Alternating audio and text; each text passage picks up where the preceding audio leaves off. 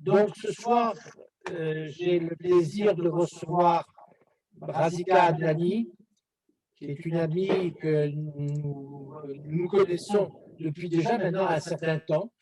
Nos souvenirs Oui, remontent à la Grèce, mais à la guerre. depuis, on a parcouru du chemin. Oui, ça.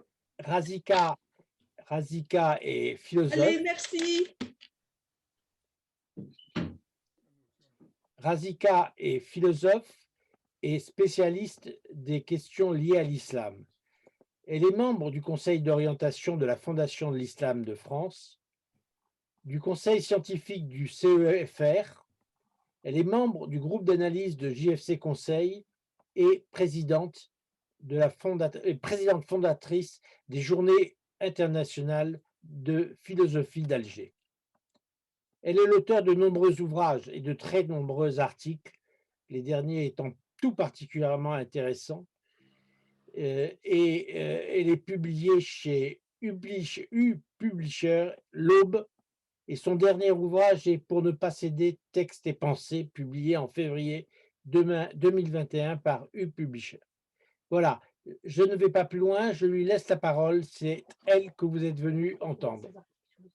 Bonjour tout le monde.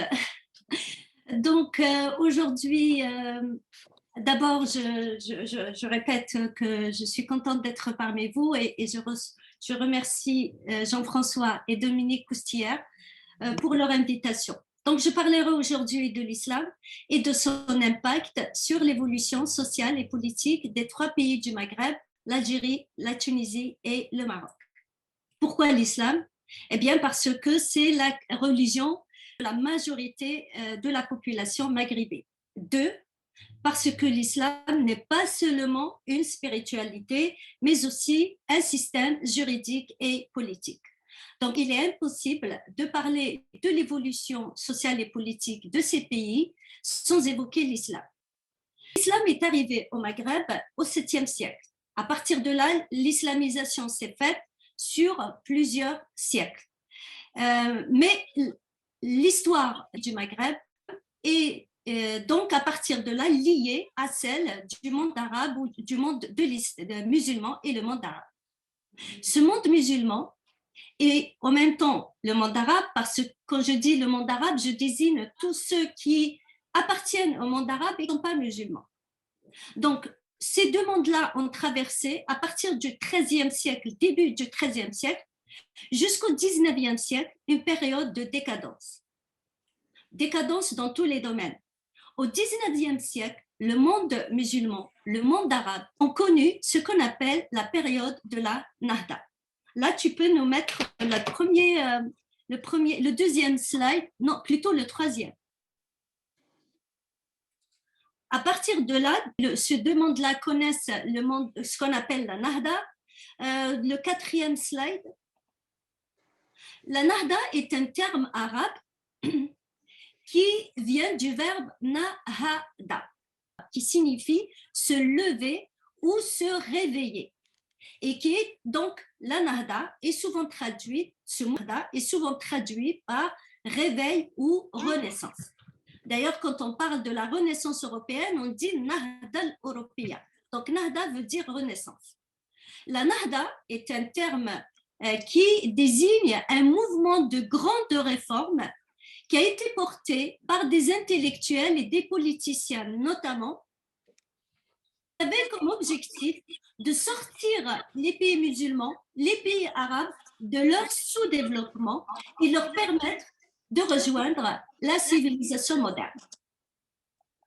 Selon les historiens, le départ de la Nahda, de la Renaissance, a commencé, est parti de l'Égypte. Donc le départ, c'était l'Égypte. Elle a été suscitée, cette Nahda, par l'expédition de Bonaparte dans ce pays, en Égypte, en 1798. Bonaparte est parti en Égypte avec une armée, mais aussi avec une équipe scientifique et surtout un matériel scientifique et militaire très sophistiqué. Ce qui a permis aux Égyptiens de prendre conscience de leur retard par rapport à un l'Occident très avancé. Les Français se sont retirés de l'Égypte en 1801. En 1804, Mohamed Ali Pacha arrive au pouvoir et est nommé comme vice-président d'Égypte. Et c'est lui qui a décidé de changer l'histoire de l'Égypte à ce moment-là. Il a décidé de moderniser son pays, donc, et de faire de l'Égypte une partie de l'Occident. Il voulait que l'Égypte fasse partie de l'Europe. Donc, il a introduit de vastes réformes et il a décidé d'envoyer les meilleurs étudiants égyptiens en France pour apprendre les nouvelles sciences, la nouvelle civilisation, les nouvelles valeurs et rentrer en Égypte pour participer à sa modernisation. À ce moment-là, vous déduisez donc que le regard qui était porté sur l'Occident était un regard positif. L'Occident était regardé comme le monde de la civilisation, de la prospérité et de la modernité. Donc, les musulmans, les Arabes voulaient faire partie de ce monde. La Nahda était l'expression de ce désir de ne pas rester en retrait par rapport à cette nouvelle civilisation. Et donc, elle est partie de l'Égypte, elle s'est diffusée, ce mouvement de la Nahda, dans tout le bassin méditerranéen, du côté est et l'ouest de l'Égypte. Le Maghreb, donc, n'est pas resté en retrait de ce mouvement de la Nahda, les 3 pays du Maghreb. Les réformes de la Nahda. Et là, on peut passer au slide numéro 5. Donc, les réformes de la Nahda. La première réforme, la plus importante, est celle qui a eu lieu dans le domaine politique. Autrement dit, l'adoption du système constitutionnel. Donc, lors de la Nahda, les pays musulmans ont commencé à adopter le système constitutionnel. Le système constitutionnel est un système moderne dans l'organisation de l'État et du pouvoir, où l'État et le chef de l'État sont soumis aux lois de la Constitution, qui sont les lois fondamentales de l'État, c'est-à-dire les lois qui se trouvent au fondement de toutes les autres lois. En soumettant l'État à des lois, comme le dit David Hume, la Constitution protège les individus contre la tyrannie royale à l'époque, donc contre la tyrannie des gouvernants. Et pour David Hume, les constitutions ce sont des gouvernements qui ne sont pas régis par la volonté des hommes, mais par des lois. Donc, pas par la volonté des hommes, mais régis par des lois. Les pays musulmans, le premier pays musulman à avoir adopté la Constitution est la Tunisie, en 1861. La Constitution tunisienne de 1961 sépare le pouvoir, donc elle instaure la séparation du pouvoir entre le pouvoir législatif et le pouvoir exécutif, et surtout, elle reconnaît l'égalité de tous les sujets, comme c'est écrit dans l'article 88, tous les sujets tunisiens sont égaux devant la loi. Et donc, on remarque que la Constitution de 1861 abolit le système des dhimmi. Dhimmi, en termes arabes, on va le trouver dans le slide 6. Dhimmi, c'est un terme arabe qui désigne les non-musulmans qui vivent dans les sociétés musulmanes et qui sont soumis à un système discriminatoire. Donc là, la Tunisie met tous les individus, tous les sujets tunisiens au même niveau. Cette constitution a eu malheureusement une vie très courte, étant donné qu'elle a été suspendue en 1864 et la Tunisie n'a eu une autre constitution qu'en 1959, presque un siècle. Le Maroc, lui, ne s'est doté d'une constitution qu'en 1908, mais c'était en réalité un projet de constitution et non pas une constitution. Pourquoi un projet? Parce que le roi a refusé de signer cette constitution. Malgré cela, quand on lit cette constitution, on remarque elle porte l'empreinte des traditions et du traditionnalisme. Et la première des choses qu'on remarque, les sujets avaient l'obligation d'obéir au roi. Et le roi était présenté comme celui qui a ce qu'on appelle la baraka. La baraka, c'est un terme qu'on va retrouver un peu plus bas. Donc, c'est un terme arabe qui désigne une forme de divinisation du roi. Donc, on est vraiment dans un système très traditionnel, mais c'était inscrit dans la Constitution. Le Maroc ne se dote d'une réelle Constitution qu'en 1962. Et là, on remarque un très grand retard par rapport aux pays du Moyen-Orient, comme la Syrie, le Liban, l'Égypte, l'Irak, qui ont eu leur constitution au début du XXe siècle. L'Algérie. L'Algérie, elle, est un cas spécial, évidemment, car elle est devenue un territoire français à partir de 1830. Donc, elle a été soumise à la Constitution française à partir de cette date-là. Mais cela ne veut pas dire que les Algériens sont restés en retrait de cette maturité politique, étant donné que dès l'indépendance, en 1963, l'Algérie s'est dotée d'une constitution. Cette constitution algérienne s'est inspirée beaucoup de la constitution française, donc elle est très en avance sur certains points par rapport aux deux autres constitutions. Par exemple, l'égalité entre les hommes et les femmes qui est inscrite dans la Constitution.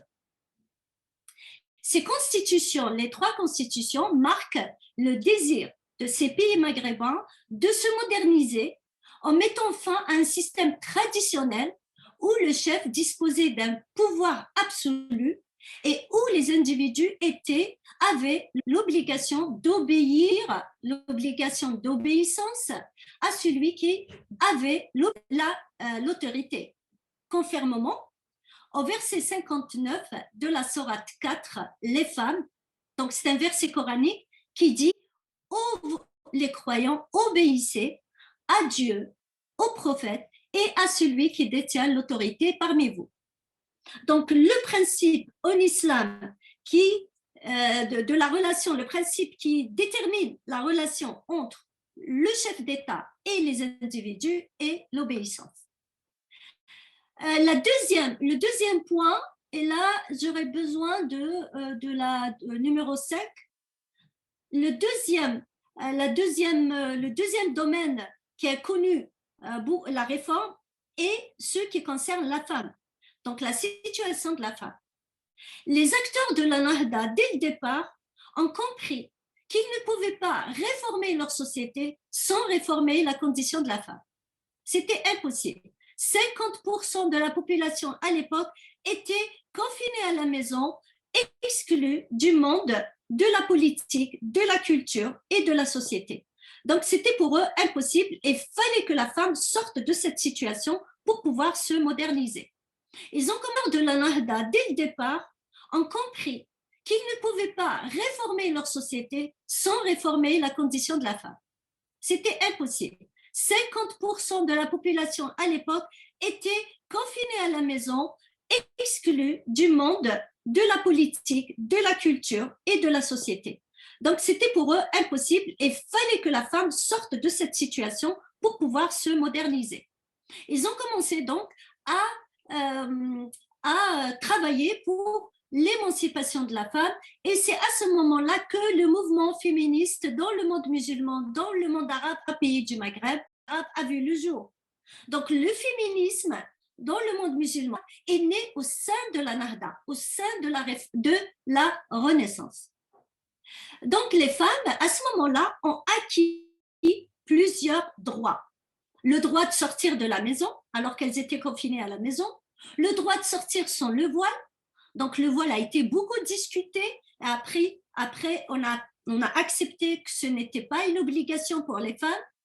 Le droit à l'instruction, d'aller à l'école pour les petites filles, d'aller à l'université, de travailler. Donc la femme avait vraiment gagné beaucoup de droits L'objectif de la Nahda à l'époque, que la femme musulmane s'inscrive elle aussi dans l'époque de la modernité. On voit toujours l'objectif de la modernité, moderniser la société, moderniser la femme, moderniser aussi l'école.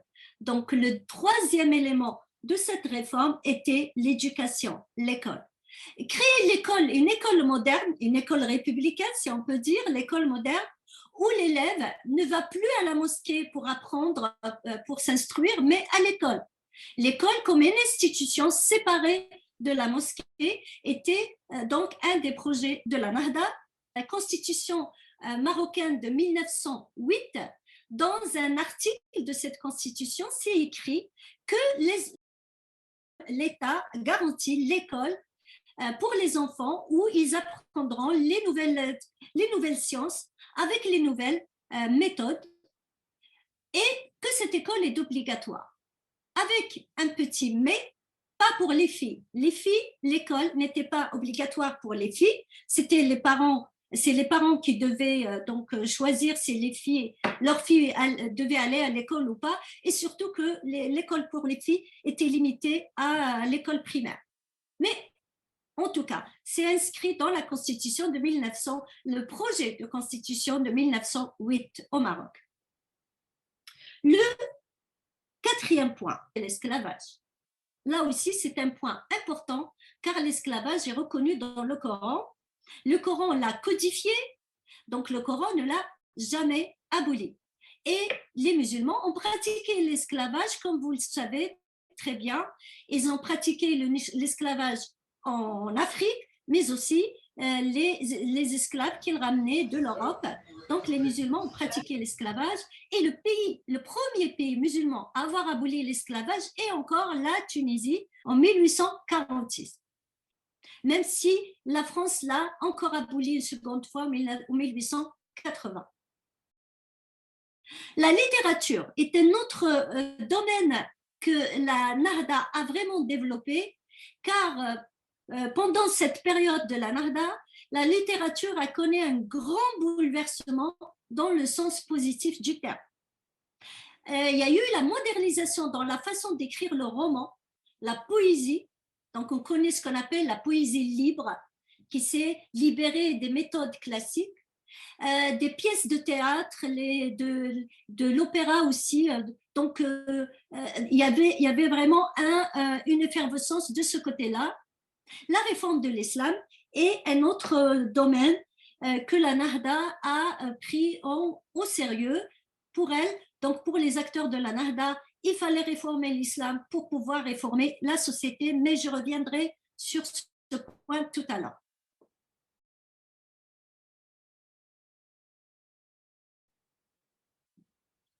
Je passe au chapitre 2 de cette intervention. D'abord, on a le slide numéro 6 où on voit David Hu.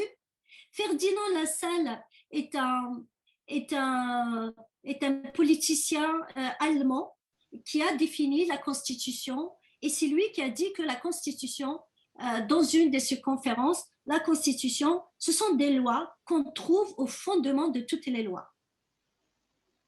Et j'arrive au chapitre 2, slide 7, donc les limites et échecs de la Nahda.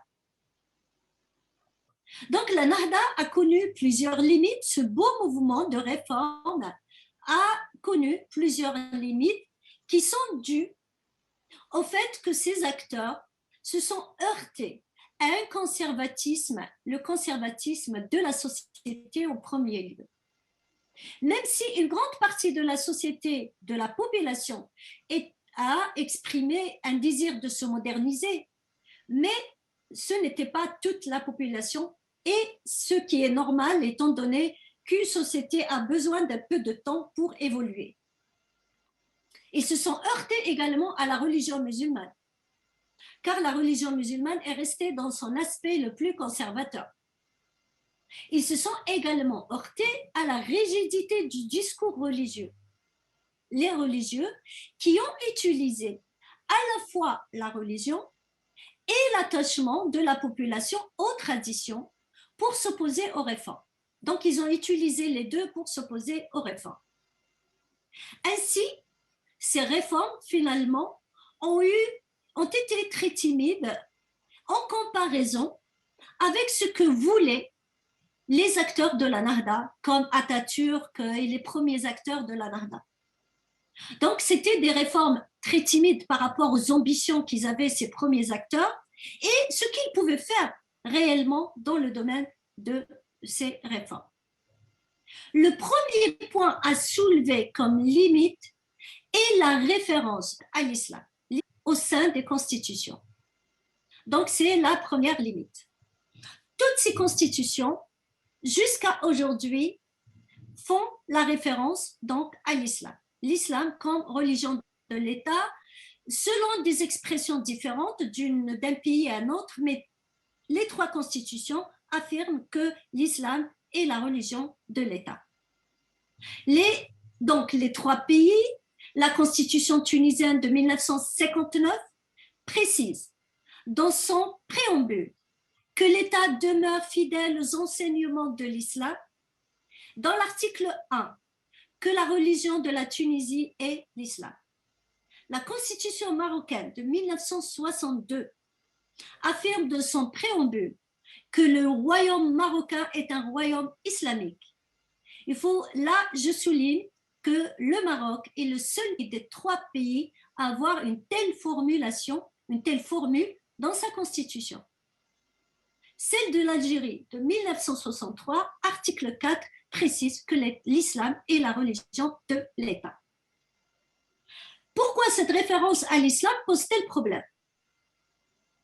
Elle pose problème car la Constitution est la loi fondamentale d'un pays, c'est-à-dire, comme le précise Ferdinand Lassalle, elle constitue le fondement de toutes les lois, celle qui doit être au début de toutes les lois. Or, réclamer que l'islam est la religion de l'État au sein de la Constitution revient à dire que l'État a d'autres lois fondamentales, celle de l'islam. Ce qui revient à dire, ce qu'on peut comprendre dans ce cas-là, que l'État n'a pas une seule loi fondamentale, elle en a deux, ou que la loi fondamentale de la Constitution n'est pas une loi fondamentale. En tout cas, dans les deux cas, cela signifie l'échec du système constitutionnel. Qu'il y ait deux lois fondamentales, ou qu'il y ait une loi, celle de l'islam, et celle de la Constitution n'est pas comptée, dans les deux cas, il y a échec du système constitutionnel. C'est le premier point. Le deuxième point, les lois de l'islam, car l'islam, comme je l'ai dit, n'est pas seulement une spiritualité, mais aussi un système juridique. Les lois de l'islam s'opposent à celles de la Constitution. Deuxième problème. Pourquoi elles s'opposent? Car la Constitution, c'est une façon de construire l'État, une façon moderne de construire l'État. Donc, c'est un concept moderne. Elle représente la loi suprême qui définit, comme je l'ai dit, le statut du gouverneur et des individus pour faire en sorte que le pouvoir ne soit pas absolu. Or, le système juridique en islam, qui remonte au 7e siècle, ne reconnaît pas la liberté des individus, ne reconnaît pas la liberté tout court. Donc, on a deux systèmes. L'un qui est, dans son essence, dans son sens même, reconnaît la liberté et l'est créé pour garantir la liberté, et l'autre qui ne reconnaît pas la liberté et qui se retrouve les deux dans la Constitution. Voilà le problème où il se situe. Car l'obéissance est l'opposé de la liberté, donc voilà, nous avons deux systèmes dans un même système qui s'opposent, donc ce qui fait que la position de l'État devient floue. L'État, dans ces trois pays, est flou car il a des lois qui sont contradictoires, une ambiguïté au sein de la Constitution. On a aussi des contradictions au sein de la Constitution. Par exemple, la Tunisie affirme depuis 1959 qu'elle reconnaît les droits de l'homme et qu'elle les respecte dans sa constitution, jusqu'à celle d'aujourd'hui. Mais la Tunisie, jusqu'à la constitution de 2011, ne reconnaît pas, par exemple, l'égalité, ne reconnaît pas, je ne dirais pas qu'elle ne reconnaît pas, mais je dirais qu'elle est floue concernant l'égalité homme-femme, car elle parle de l'égalité de tous les citoyens, mais elle ne dit pas l'égalité de tous les citoyens et citoyennes. Or, je trouve que dans un pays comme la Tunisie ou les pays du Maghreb, où le problème de l'égalité homme-femme est posé, il fallait préciser égalité homme-femme. C'est le premier point. Le deuxième point, elle affirme l'égalité, elle affirme, le respect des droits de l'homme, mais elle affirme en même temps son attachement aux enseignements de l'islam. Là aussi, ça pose problème. C'est une contradiction au sein de la Constitution. On va retrouver la même contradiction dans toutes les constitutions. La Constitution algérienne affirme que tous les citoyens sont égaux devant la loi et affirme en même temps que l'islam est la religion de l'État, alors que l'islam ne reconnaît pas l'égalité homme-femme, ne reconnaît pas l'égalité entre musulmans et non-musulmans. Donc, ce sont des problèmes au sein de la Constitution. Le Maroc, lui, n'a pas fait allusion ni référence aux droits de l'homme. Et concernant l'égalité, il s'est contenté jusqu'à la dernière révision que l'égalité entre les hommes et les femmes était limitée à l'égalité politique. Voilà. Concernant la liberté de conscience, qui est une valeur fondamentale dans les droits de l'homme, là aussi, la question, d'un côté, on affirme l'attachement aux droits de l'homme et le respect des droits de l'homme, et de l'autre côté, on affirme l'islam comme religion de l'État, et surtout la Tunisie, encore avec un élément encore qui je dirais, qui complique encore la situation quand il dit que le peuple tunisien ou la Tunisie est attaché aux enseignements de l'islam. Juste une précision, la liberté de conscience n'est pas reconnue dans la constitution marocaine, n'est pas reconnue dans la constitution tunisienne jusqu'à la dernière constitution. Par contre, en Algérie, à partir de 1976, toutes les constitutions algériennes jusqu'à la dernière constitution stipulent la garantie de la liberté de conscience à tous les citoyens et citoyennes, avec une petite différence dans la version arabe où elle parle de liberté de croyance. Mais je considère que la liberté de croyance est la liberté la plus proche de la liberté de conscience, étant donné que les croyances peuvent être religieuses ou non religieuses, et la liberté de croyance veut dire aussi avoir la liberté d'avoir une croyance ou de ne pas en avoir. Donc, on est très proche de la liberté de conscience. En Algérie, la constitution de 1989 est la constitution la plus, je dirais, moderne des constitutions algériennes. Car à ce moment-là, l'Algérie ajoute un élément important où elle déclare les droits de l'homme comme un patrimoine de tous les Algériens et Algériennes. N'empêche que l'Algérie garde quand même, l'article 2 reste toujours, il affirme toujours que l'islam est la religion de l'État. On est toujours dans cette ambiguïté, étant donné que l'islam ne reconnaît pas la liberté de conscience, ne reconnaît pas la liberté de croyance, ne reconnaît pas l'égalité entre les femmes et les hommes, les musulmans et les non-musulmans. Selon toujours Ferdinand Lassalle, dans cette conférence qu'il a donnée le 16 avril 1862, il explique que les lois de la Constitution sont fondamentales et les autres lois qu'il appelle dans sa Constitution les lois ordinaires, il dit que les autres lois doivent être le prolongement des lois fondamentales. Autrement dit, les autres lois ne doivent pas se contredire avec les lois fondamentales. Donc, c'est ça le rôle de la Constitution, que les autres lois se construisent sur celles de la Constitution. Or, là aussi, on a un grand problème. On a des constitutions qui stipulent l'égalité homme-femme, comme celle de l'Algérie, clairement dans la Constitution, Mais on a un droit, le code de la famille algérien, qui, lui, est issu de la charia. Il est la charia, pas issu de la charia seulement, mais réellement, c'est la charia qu'on a inscrit dans le code de la famille, qui considère que les femmes sont des êtres inférieurs et les hommes sont des êtres supérieurs. Là aussi, la Constitution est en échec total. C'est juste un texte qui est beau, mais qui n'est pas, qu'on ne retrouve pas dans la réalité. Donc, les Algériens aussi, le principe d'égalité entre les musulmans et les non-musulmans n'est pas respecté, étant donné qu'à l'école, les enfants sont tous soumis à la même éducation religieuse qui est celle de l'islam sunnite, sans tenir compte de la religion des parents. Le code de la famille est appliqué à tous les couples, même quand ils ne sont pas musulmans. Là, on voit que l'Algérie, finalement, ne reconnaît pas, considère que tous les Algériens sont musulmans.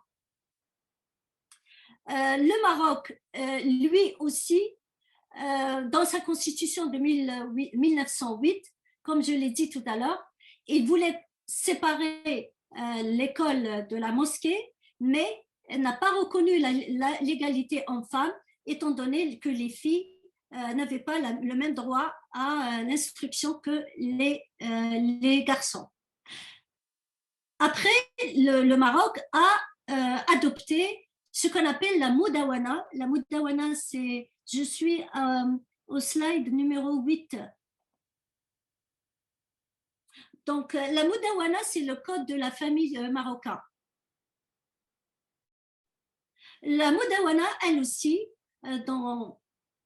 aujourd'hui, elle a évolué, la Moudawana, mais je vous parle de la Moudawana telle qu'elle était au départ. C'était aussi les règles de la charia qu'on retrouve dans la Moudawana marocaine et qui sont des règles issues de l'islam, issues de la charia, donc qui ne reconnaît pas l'égalité homme-femme.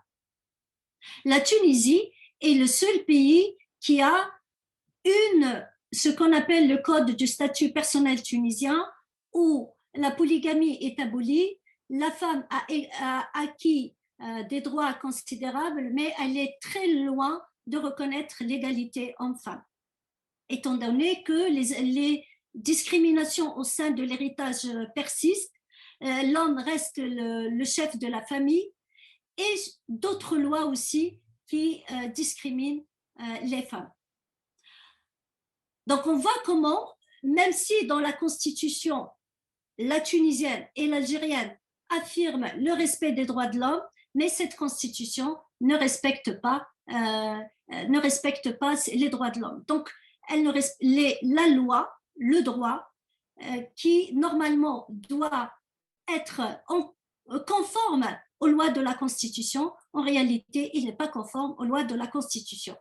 Tout cela parce qu'on a deux lois fondamentales finalement, qui sont contradictoires et qui font que l'État jongle une fois, elle prend les lois de la Constitution, une fois, elle prend les autres selon les situations et selon s'il s'agit des femmes ou des hommes surtout. La séparation des pouvoirs. Là aussi, c'est un élément constitutionnel important qui n'est pas respecté réellement. Dans la Constitution marocaine de 1908, nous l'avons vu, le roi, les sujets doivent l'obéissance au roi. Et dans les autres constitutions, par exemple la Constitution algérienne de 1976, elle stipule le parti unique. Il y a un seul parti en Algérie. Là aussi, on va carrément à l'encontre de la pluralité politique au sein de l'État. Et ce qui est important à ne pas oublier, la Constitution tunisienne a été suspendue en 1864, la Constitution algérienne a été suspendue en 1965 par Boumedienne, et l'Algérie est restée 11 ans sans constitution, jusqu'à 1976. Donc, de 65 à 76. Les problèmes au sein de la Constitution vont se répercuter sur les autres domaines. Donc, on a un problème fondamental dans la Constitution et qu'on va retrouver dans les autres domaines. Donc, les femmes n'ont jamais accédé à l'égalité. C'est un point important. Les femmes n'ont jamais accédé à l'égalité, même au Maroc, par exemple, la Moudawana de 1958 à 2004, qui est considéré comme un texte inaliénable, car descendant du droit divin. Donc, il est considéré comme un texte qui est descendant du droit divin, alors qu'il considère toujours les femmes comme inférieures, les hommes comme supérieurs. À partir de 2004, il y a eu quelques réformes, évidemment. L'Algérie, elle aussi, on a le code de la famille algérien qui est tout à fait contradictoire aux règles ou aux lois que la Constitution stipule comme égalité. La modernisation de l'école. L'école, elle aussi, n'a pas pu réellement se séparer de la mosquée, étant donné que l'école continue d'enseigner la religion. La religion a continué de s'introduire au sein de l'école. Aujourd'hui, en Algérie, dans certaines écoles, on a du mal à distinguer la mosquée de l'école, tellement la religion s'est introduite au sein de l'école. Au point où l'école ne construit plus des esprits libres pour réfléchir, pour avoir l'esprit critique, étant donné que la religion les forme selon les normes de la religion au sein de l'école, ce qui est une dérive de la modernisation ou un échec de la modernisation de l'école. Ainsi, la référence à l'islam comme religion de l'État et l'attachement aux enseignements de l'islam ont fait que le système constitutionnel dans ces pays est resté inachevé ou n'a pas pu se réaliser. Et par là même, l'État moderne n'a pas pu se construire. Donc, le fait que l'islam s'introduise au sein de la Constitution, cela a conduit à l'échec du système constitutionnel, à l'échec de la construction d'un État moderne. Donc, comme je l'ai dit, l'État est resté flou, sa crédibilité est remise en cause, étant donné qu'il stipule des lois qu'il ne respecte pas. Donc, les individus perdent confiance dans leur État et ce qui fragilise l'État et l'affaiblit. La question que je me pose, l'islam est-il réellement la cause ou l'instrumentalisation de l'islam? Moi, je dirais plus l'instrumentalisation de l'islam. Pourquoi je dis cela? Cela ne veut pas dire qu'au sein de l'islam, il n'y a pas de problème. Mais je dis tout simplement que, quel que soit le texte, quelle que soit la religion, l'être humain est capable. Et là, cette capacité de dépasser les problèmes et de faire de sorte que les textes répondent à ce que lui veut faire de sa vie et de son destin. Donc, il aurait pu réformer l'islam comme le voulaient les acteurs de la Nahda, d'une part. D'autre part, ces pays musulmans ont bien aboli l'esclavage. Ils ont bien aboli d'autres lois qui existent au sein de l'islam. Le châtiment de la main coupée. Ils ont aboli aussi d'autres châtiments qui sont inhumains aujourd'hui. Ils ont aboli la situation ou le statut du dhimmi. Mais quand il s'agit de la femme, on crie au scandale, la femme, il faut qu'elle soit soumise à la charia. Là, on déduit qu'il n'y a pas que l'islam qui cause un problème, il y a aussi la domination masculine qui utilise évidemment l'islam pour arriver à ses fins, celui de dominer la femme.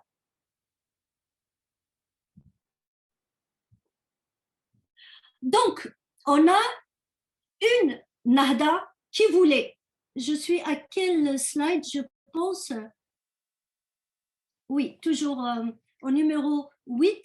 Donc, on a la Nahda, cette période qu'on appelle la Nahda, qui veut dire la Renaissance, qui voulait réformer les sociétés musulmanes dans plusieurs domaines, mais elle a eu beaucoup de limites. Or, la Nahda, finalement, n'a pas eu que des limites. La Nahda a échoué, finalement. Ce n'était pas que des limites. La Nahda, l'échec de la Nahda s'est consommé vers 1950, après la Première Guerre mondiale, la Deuxième Guerre mondiale. Donc, il y a eu l'échec de la Nahda. Si vous remarquez que ces constitutions, les 3 constitutions dont j'ai parlé surtout, celle de 1959 en Tunisie, 62 au Maroc, 62 en Algérie, ont vu le jour après 1950. Donc, après 1950, on est déjà dans l'échec de la Nahda. L'esprit de la Nahda est là. On le voit dans la Constitution, dans ces constitutions il essaye. Mais en réalité, ils n'ont pas pu s'imposer car la Nahda était déjà en situation d'échec. Donc, la Nahda n'a pas pu réformer ces sociétés, elle n'a pas pu sortir ces sociétés de leur système traditionnel pour aller vers la modernité. Évidemment, le retour en arrière va se faire progressivement. Donc, la première des choses, on rappelle les femmes à leur statut de personnes qui portent le voile, donc le retour au port du voile, l'école qui est devenue de plus en plus proche de la mosquée, les constitutions n'ont pas pu aller vers la reconnaissance de la liberté, et donc on voit qu'il n'y a plus de réformes qui se font, plutôt un retour progressif en arrière vers le système plutôt traditionnel. Donc, la Nahda a connu un échec. Comment expliquer cet échec? Évidemment, on l'explique par l'islam en premier lieu, par les traditions aussi, mais l'islam en premier lieu. Pourtant, le mouvement de la Nahda a lancé la réforme de l'islam. Donc, cela veut dire qu'il y a eu aussi échec dans le projet de la réforme de l'islam. Donc, il y a eu échec. Comment on explique cet échec? On l'explique d'abord par le fait que les premiers réformistes de l'islam, ceux qui voulaient réformer l'islam au départ, n'étaient pas des religieux, c'était davantage des intellectuels et des politiciens qui voulaient réformer la société, ils se sont heurtés à l'islam, ils ont commencé à penser l'islam pour le réformer. Donc, ils voulaient le réformer selon les méthodes des sciences modernes, les sciences humaines. J'ai devant vous le slide numéro 9. Alors, le slide numéro 9, je n'arrive pas à la voir. Oui. Le slide numéro 9, j'ai quelques noms. Ce sont des noms de personnes qui ont travaillé pour réformer l'islam. Donc, ce sont des réformateurs de l'islam. Ces penseurs que nous avons devant nous ne sont pas des religieux, ce ne sont pas des docteurs de la religion. Donc, ils voulaient réformer l'islam selon les méthodes modernes. Cependant, ils ont eu une riposte très virulente de la part des docteurs de l'islam, c'est-à-dire de la religion, c'est-à-dire les religieux. Il y avait donc une riposte très virulente et donc tous ceux qui ne rentraient pas dans les cadres tracés par ce discours religieux étaient considérés comme, leurs paroles étaient considérées comme une atteinte à l'islam. Ils étaient donc réprimandés et l'auteur de ce discours accusé d'apostasie est souvent traîné dans les tribunaux pour atteinte à l'islam.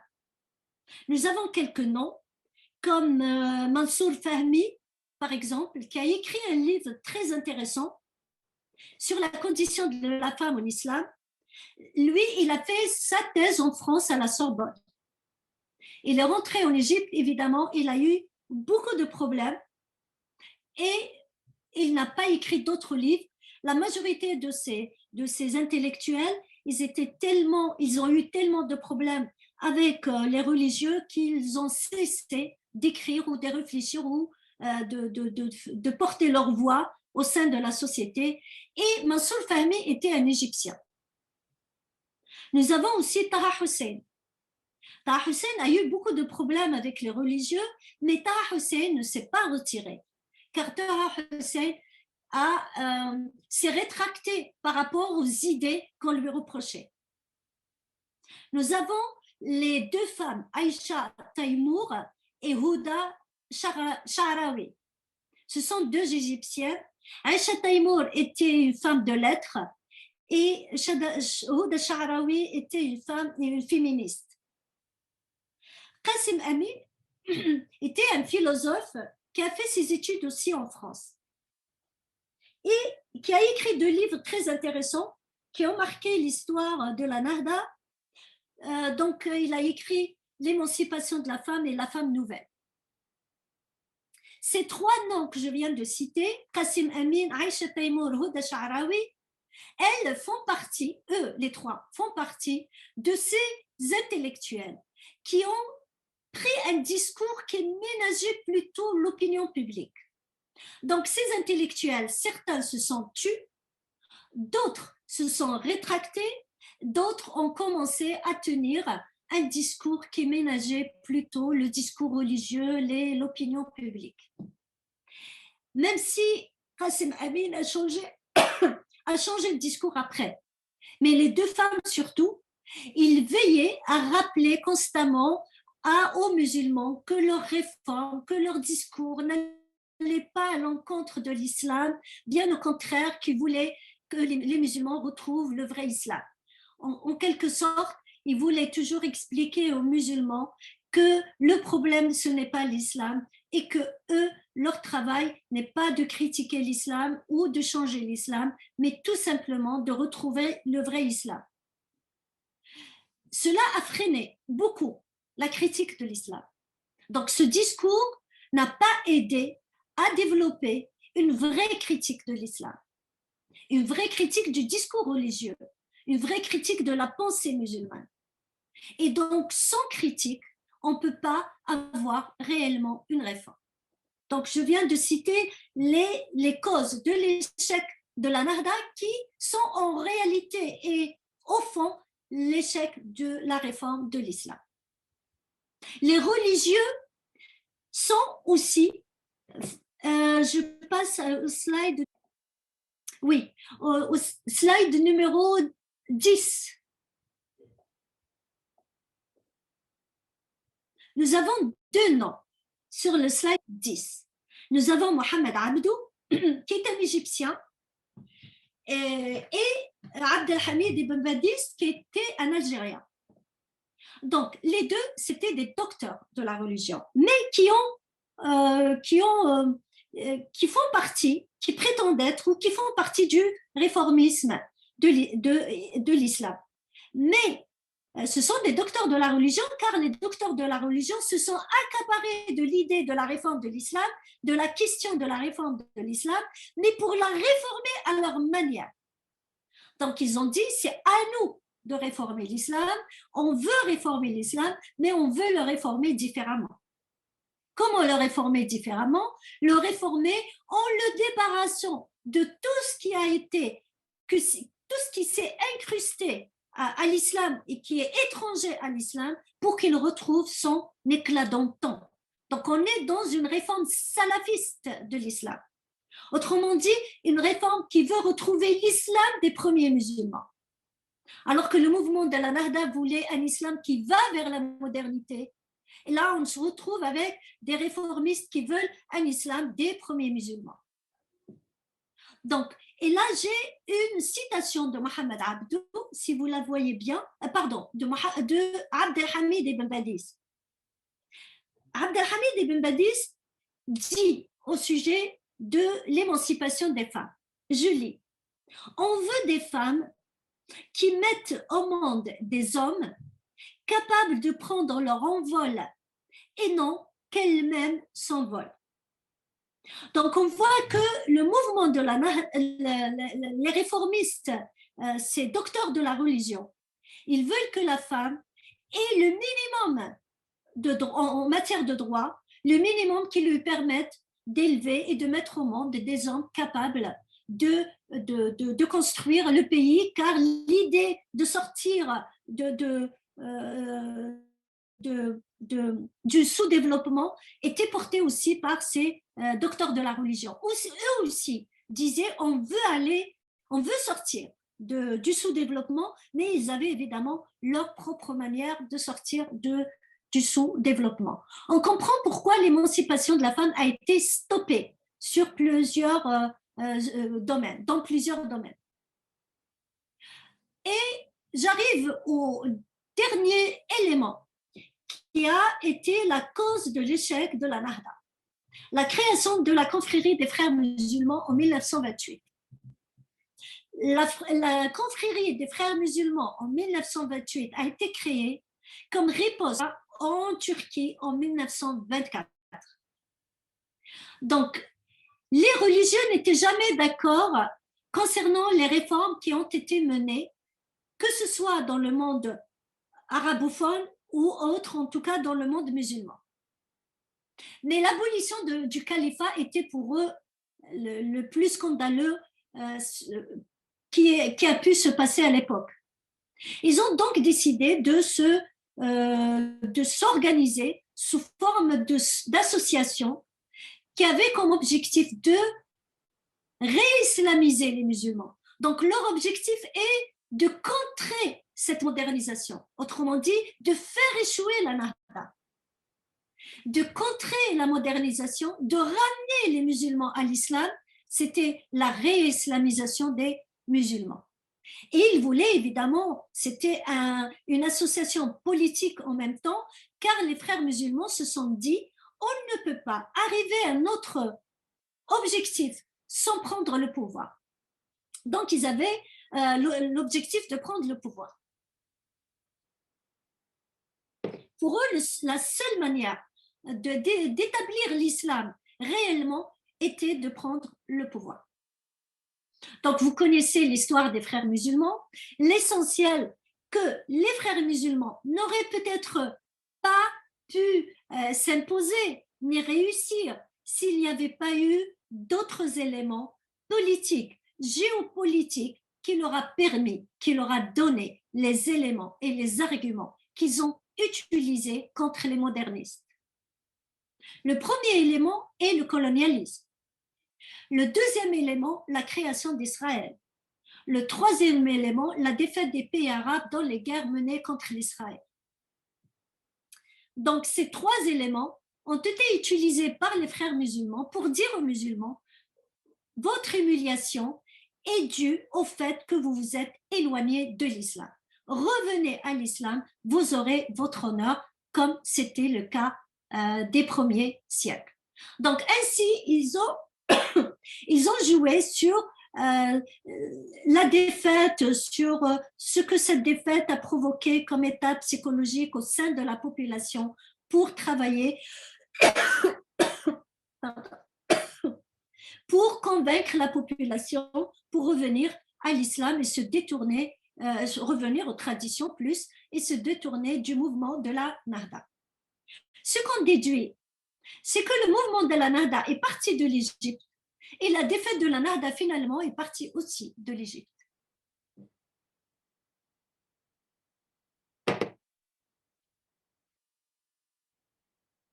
J'arrive au chapitre 3, qui est le slide numéro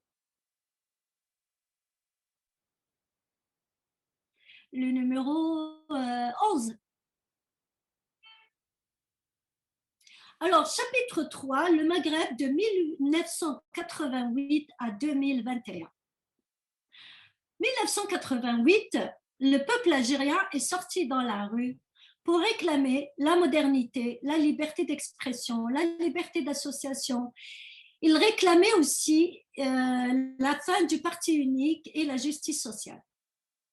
En 1989, une nouvelle constitution algérienne a été promulguée avec la reconnaissance de la création des partis politiques. Comme je l'ai dit tout à l'heure, c'est la constitution la plus moderne dans l'histoire constitutionnelle algérienne. Mais évidemment, l'article 2 toujours précise que l'islam est la religion de l'État. Mais il y a un autre article aussi, mais celui-là est le plus important. Et c'est à partir de là que le parti islamique qu'on appelle le Front islamique du salut obtient son agrément. Donc la première ouverture politique en Algérie a vu un parti islamique demander donc l'agrément et qu'il a eu. Ce Front islamique du salut qu'on appelle le FIS revendique encore aujourd'hui un État islamique et s'opposait donc à la démocratie, mais il a remporté le premier scrutin pluraliste de l'histoire du pays. Les élections locales de 1990 et les élections législatives de 1991. Ainsi, lorsque le peuple s'est soulevé pour finalement des réformes au sein de la Constitution, pour qu'elle se modernise, pour qu'elle continue pour aller vers sa réalisation, il se retrouve face aux islamistes, pour qui seul le septième ciel comptait. Et donc, les islamistes voulaient finalement effacer tout ce qui a été construit pendant plus d'un siècle, tout ce que le mouvement de la Nahda, la Renaissance, a construit pendant un siècle, disons plus ou un peu moins, à peu près un siècle. Donc, beaucoup voulaient revenir au châtiment de la main coupée, au voile des femmes, là c'est revenu, l'interdiction de la consommation du vin dans partout. Et donc les islamistes, finalement, quand on s'approche de leur discours, on réalise qu'ils proposaient moins un projet politique qui pourrait construire un État moderne, mais plutôt des règles morales. C'était plus un discours moral et moralisateur, plus qu'un projet politique au sens réel du terme. L'armée, comme vous savez, est intervenue pour sauver l'État de l'effritement. Car si le discours islamiste, finalement, va à l'encontre de tout ce que l'État moderne a comme sens. Donc, on était dans une situation qui menaçait l'existence de l'État lui-même. L'armée intervient et l'Algérie rentre dans une guerre, dans un terrorisme qui a duré environ 15 ans. Bouteflika arrive au pouvoir en 1999 et pour mettre fin à la violence des islamistes, il leur fait des concessions.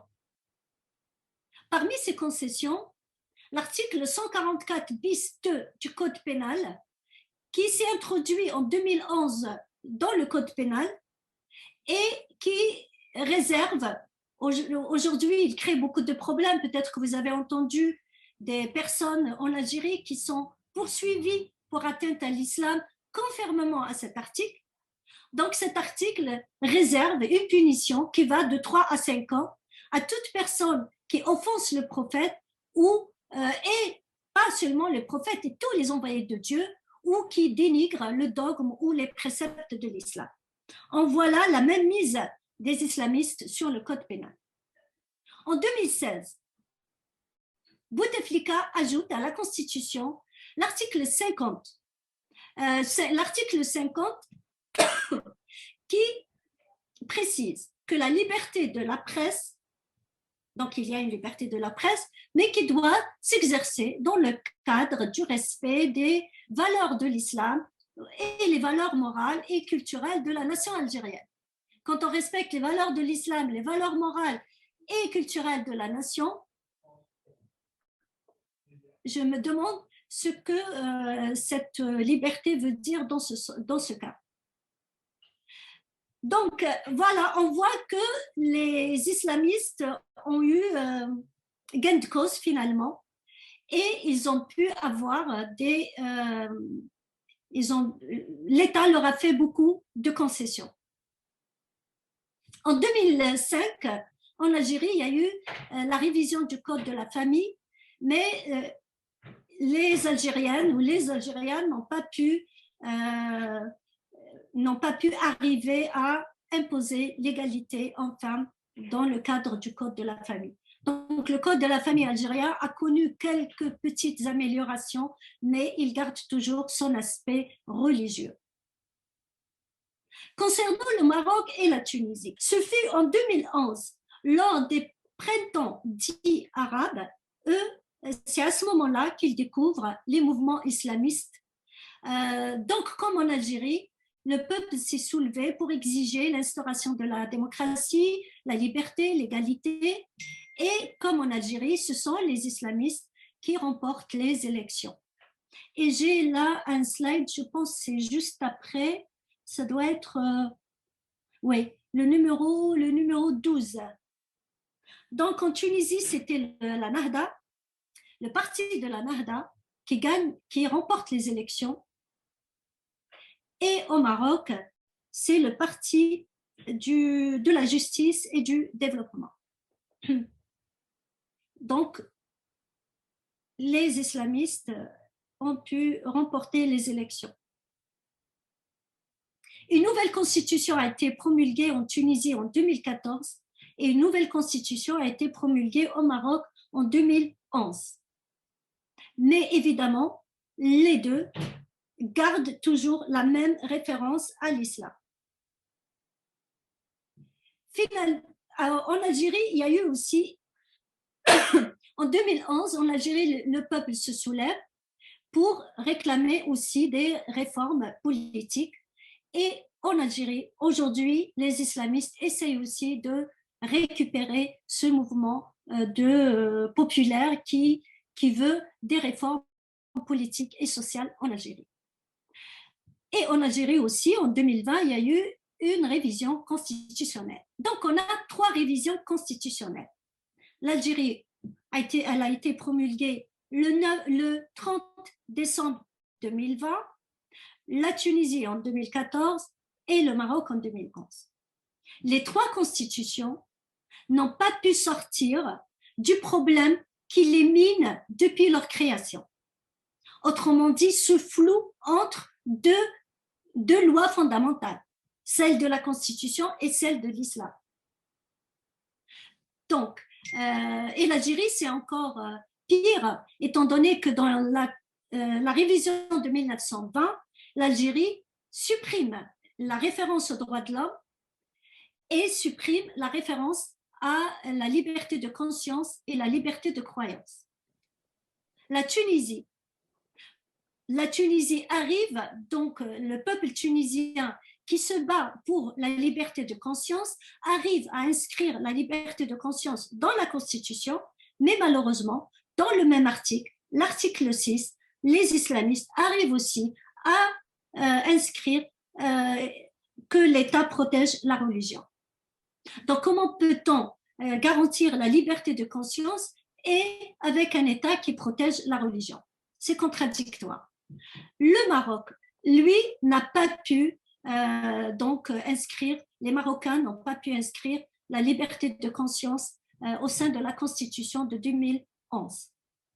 Dans la Constitution tunisienne de 2014, elle ne parle plus de l'égalité entre tous les citoyens, mais entre tous les citoyens et citoyennes. C'est déjà un point positif.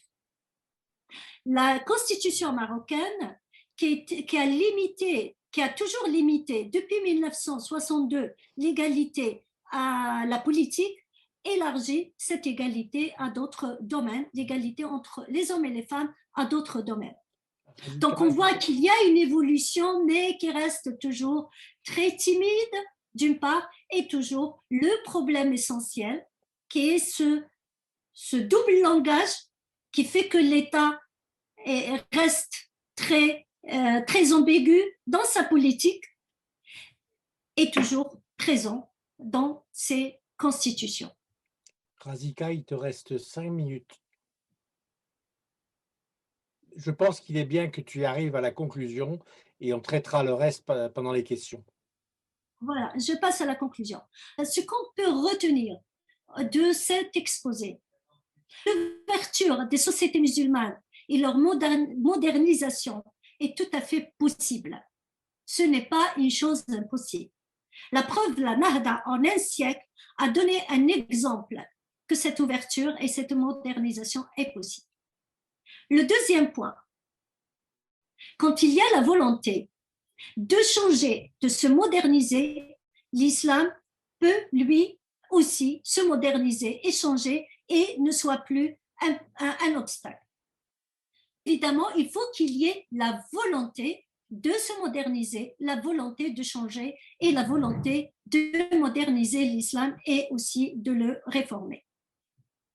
Le troisième point qu'on peut retenir, c'est que le problème, il y a le problème de l'islam, il y a le problème de la femme.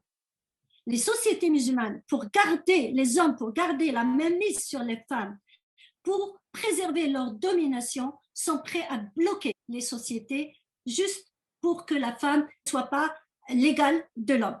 Pour sortir de cette ambiguïté au sein de la Constitution, c'est-à-dire cette ambiguïté dans le domaine politique, qui se répercute sur le domaine social, il est impératif de séparer la religion de la politique. Séparer la religion de la politique n'est pas suffisant, il faut aussi réformer l'islam.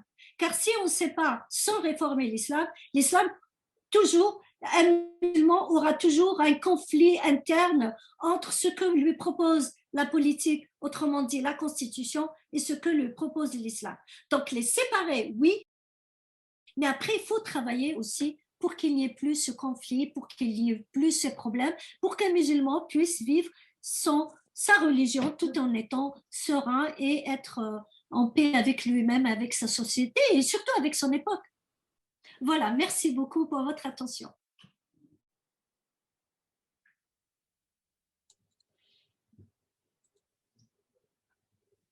Alors, merci Razika.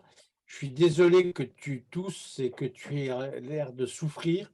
Ton exposé était très intéressant, mais on va pouvoir traiter, je pense, maintenant les points que tu as sautés à l'occasion des questions. Et on a déjà une première question. bon, Bara Michael, tu as une question. Bonjour. Oui, merci beaucoup. Bonsoir Razika et merci beaucoup pour votre brillant et très intéressant exposé. J'ai appris beaucoup de choses. Dans le même temps, j'ai quelques questionnements, on va dire, pour pas dire des accords parfois. Mais pour aller à l'essentiel, en fait, je me posais la question. J'ai l'impression que vous opposez beaucoup. C'est vrai que l'Arda, c'est un mouvement intellectuel, un mouvement d'intellectuels, que dans l'aboutissement, il y a eu des limites, mais j'ai l'impression que vous opposez beaucoup, en fait, cette notion d'islam à ce qui pourrait être l'Occident en parallèle.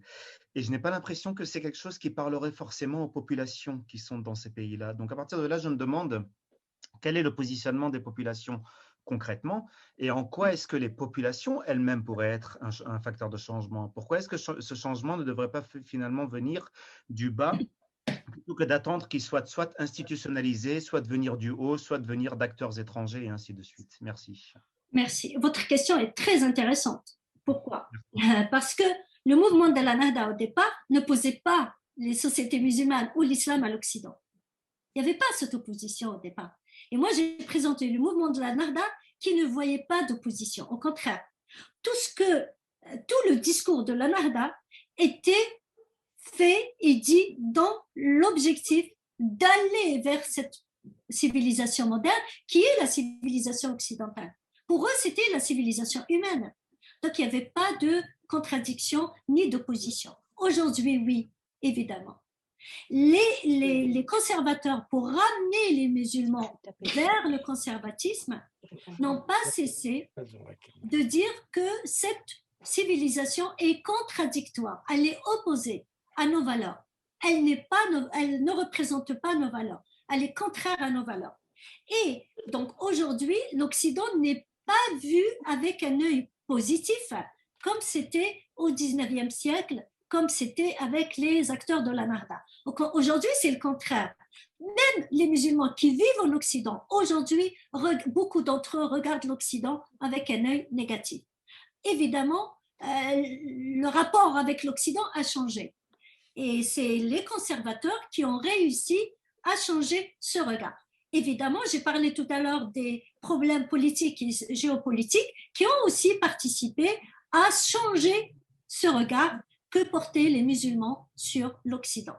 Avec le colonialisme, pour les conservateurs, c'était la preuve que l'Occident n'était pas le monde des grandes valeurs, de l'humanisme, de la liberté. C'était pour eux la preuve que l'Occident, au contraire, était encore là pour opprimer les gens. Aujourd'hui, ce discours est très, très présent dans le discours conservateur. Bonsoir. Je voulais demander si vous aviez pris connaissance déjà du livre de Yann Ben Achour qui vient de sortir et qui propose pour réformer l'islam, d'ailleurs le terme c'est concilier ou l'islam et la démocratie, je crois, très simple, et il est sorti ces jours-ci, il propose de retourner et de ne garder que le Coran pur et de se débarrasser de tous les hadiths qui sont rétrogrades. Est-ce que cette façon de réformer l'islam vous paraît intéressante? Est-ce que vous avez lu le livre déjà? Je n'ai pas lu le livre, mais cette proposition est intéressante sur un point et sur l'autre, elle me paraît insuffisante telle que vous l'avez présentée. Mais moi, je n'ai pas lu le livre, je l'ai pas... Moi non plus, il vient de sortir, mais j'ai lu un compte rendu et je me suis dit que j'allais aller l'acheter très vite. D'accord. Les hadiths, les recueils des hadiths ont eu lieu 150 ans après le décès du prophète. Oui, ben bien sûr. Pardon? Oui, je dis bien sûr, donc retourner à l'islam original et laisser le Coran. Oui, oui, mais ça, ce n'est pas suffisant, c'est ce que je veux dire. Car dans le Coran, tout ce qu'il y a dans le Coran n'est pas compatible avec notre époque. Le Coran codifie l'esclavage, il reconnaît l'esclavage. Le Coran, tout ce qui concerne la femme, et le Coran la présente comme inférieure à l'homme. Les inégalités successorales, la polygamie et d'autres lois. Si on présente le Coran comme le livre qui n'a aucun problème, qui va nous sauver, ce n'est pas vrai. Si on s'arrête qu'au niveau du Coran, même si on ne prend pas en considération tout ce qui est hadith, le problème est toujours posé. C'est pour cela que je dis que ce n'est pas tout à fait la solution me concernant, comme je vois les choses. Moi, je présente toujours la réforme de l'islam comme suivant. Tous les versets qui posent problème, qui incitent à la violence, à la discrimination entre les hommes et les femmes, les musulmans et les non-musulmans, les châtiments, les différents châtiments, tous ces versets qui posent problème, il est tout simplement nécessaire de les abroger, de déclarer qu'ils sont caducs. Et j'ai des articles, et même dans mes livres, dans mes écrits, j'ai parlé beaucoup, même dans le livre Islam, l'héritier de la réforme, j'explique comment cela est possible. Pourquoi est possible? Car c'est fait dans l'histoire de l'islam. Les musulmans ne pratiquent pas tout ce qui existe dans le Coran. Les musulmans ont abrogé plusieurs versets qui, parce que ne correspondaient pas à leur façon de voir ou aux circonstances dans lesquelles ils vivaient. Ils les ont abrogés. Pourquoi ne pas faire la même chose pour les autres versets qui posent aujourd'hui problème? Donc, la deuxième étape, celle-ci est la première. La deuxième étape, c'est de mettre en avant tous les versets qui ont un discours ou qui portent des valeurs universelles, comme le verset qui dit « J'ai honoré l'être humain ».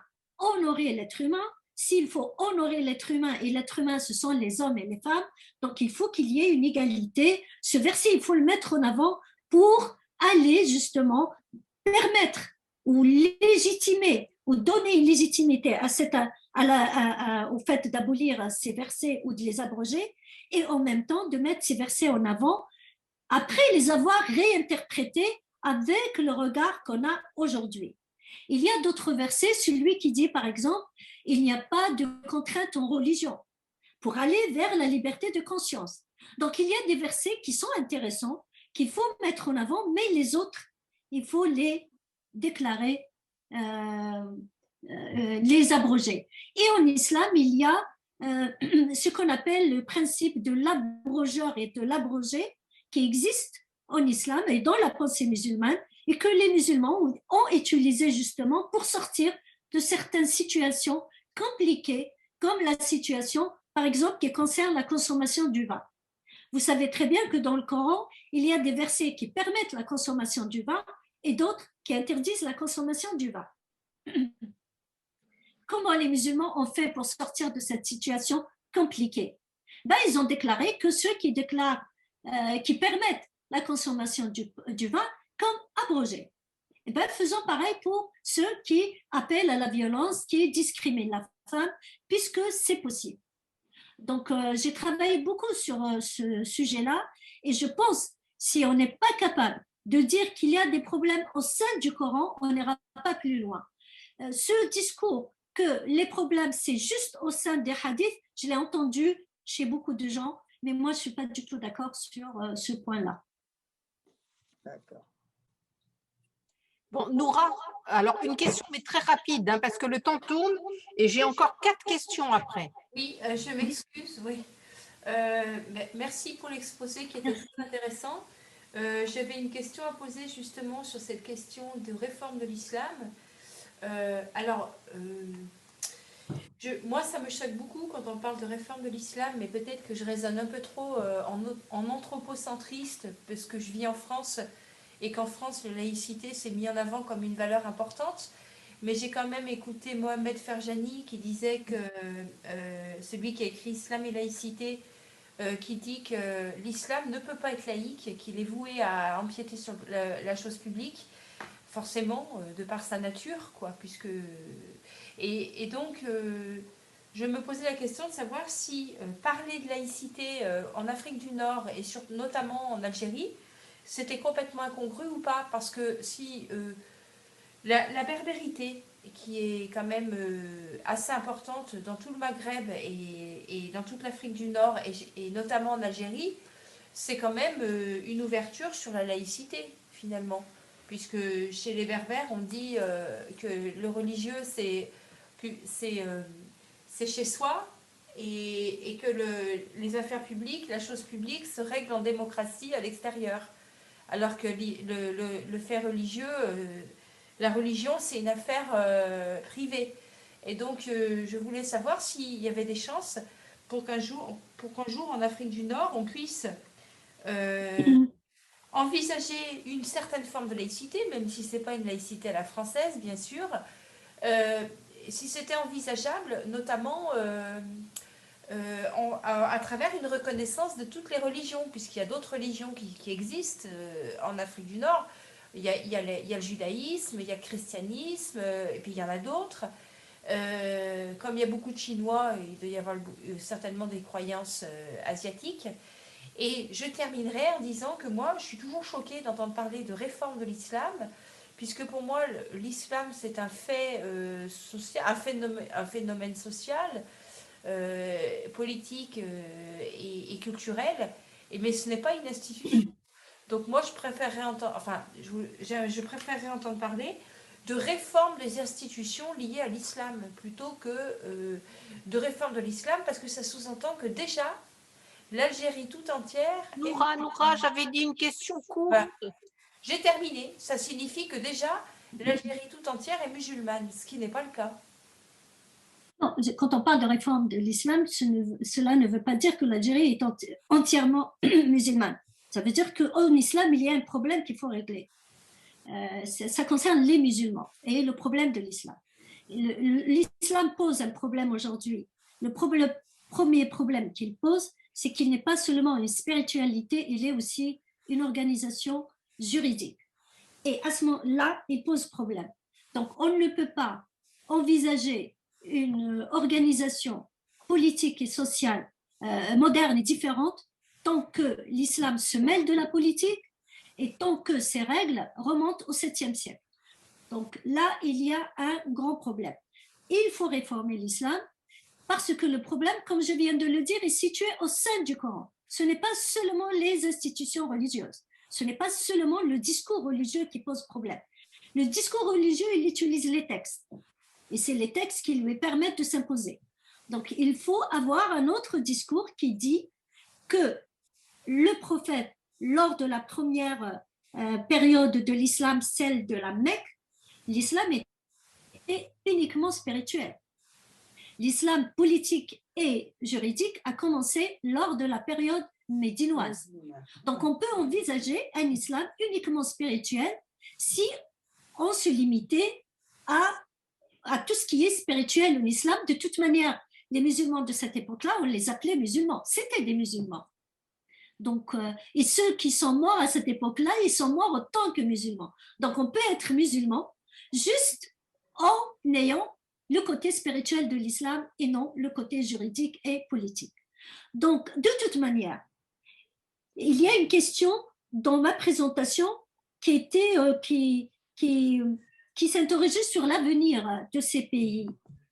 Eh bien, l'avenir restera flou tant qu'on n'a pas procédé à cette réforme pour aller vers cette séparation qui permettra cette laïcité. Sinon, on peut imposer la laïcité, mais il y aura toujours un conflit entre les musulmans et l'État. Il y aura toujours un conflit. Donc, la laïcité, moi, je pense qu'il faut séparer, mais après, il faut travailler aussi pour qu'il n'y ait plus ce conflit, pour qu'il n'y ait plus ce problème, pour qu'un musulman puisse vivre sa religion tout en étant serein et être en paix avec lui-même, avec sa société du Maghreb. Attends. Razika, il y a beaucoup de questions. Il faudrait que tu fasses des réponses les plus courtes possibles. D'accord. Merci. Question par rapport au début de Nahda. Il y a un fait nouveau aujourd'hui, c'est une majorité de femmes dans les pays musulmans et en particulier au Maghreb sont aujourd'hui davantage éduquées. Dans les universités, elles sont majoritaires, à la fois quantitativement et même qualitativement. Elles réussissent en moyenne même mieux que les garçons, que les hommes.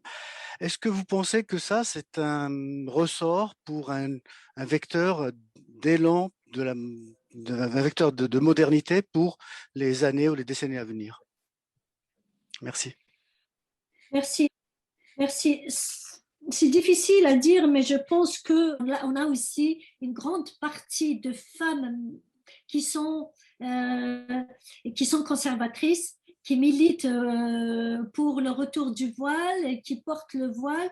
Le problème, c'est que nous avons des femmes qui ont profité des réalisations des féministes du XXe siècle. Elles ont été à l'école, elles sont des médecins, elles sont des avocates, des professeurs à l'université, mais elles portent le voile. Avec le voile, elles manifestent et elles signent leur soumission à la charia. Sauf que la charia ne demande pas à la femme seulement de porter le voile. Elle lui demande aussi de rester à la maison. Les acteurs de la Nahda ont tout fait justement pour libérer la femme de cette prison à vie car elle était cloîtrée à la maison. Donc, c'est grâce à eux que la femme est sortie de la maison, c'est grâce à eux qu'elle a été à l'école, qu'elle a pu aujourd'hui avoir le droit de travailler, etc. Si on revient au voile, il n'y a pas de garantie que demain, les conservateurs, s'ils ont la possibilité et s'ils ont le pouvoir, ils leur diront finalement, la femme, on ne lui demande pas seulement de porter le voile, on lui demande aussi de rester à la maison.